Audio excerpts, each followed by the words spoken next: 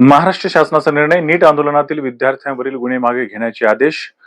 दिल्लीतील जंतर मंतर येथे झालेल्या नीट यूजी परीक्षेतील कथित अनियमितता विरोधातील आंदोलनाला राज्यातून पाठिंबा देण्यासाठी विविध शहरांमध्ये व जिल्ह्यामध्ये झालेल्या आंदोलनामध्ये सहभागी झालेल्या विद्यार्थी, तरुण आणि इतर आंदोलकांविरोधात दाखल करण्यात आलेले गुन्हे मागे घेण्याचा निर्णय महाराष्ट्र शासनाने घेतला आहे.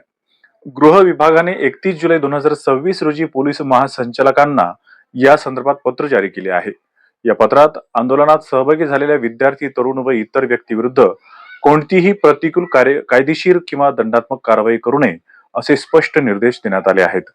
तसेच राज्यातील विविध ठिकाणी झालेल्या आंदोलनादरम्यान आंदोलकावर दाखल झालेले गुन्हे अथवा खटले विविध कायदेशीर प्रक्रियेनुसार तातडीने मागे घेण्याची कार्यवाही पूर्ण करावी असे शासनाने म्हटले आहे.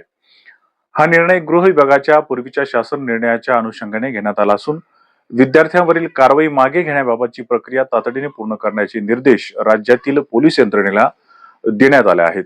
सरकारच्या या निर्णयामुळे नीट आंदोलनात सहभागी झालेल्या विद्यार्थी आणि तरुणांना मोठा दिलासा मिळणार असल्याचे मानले जात आहे.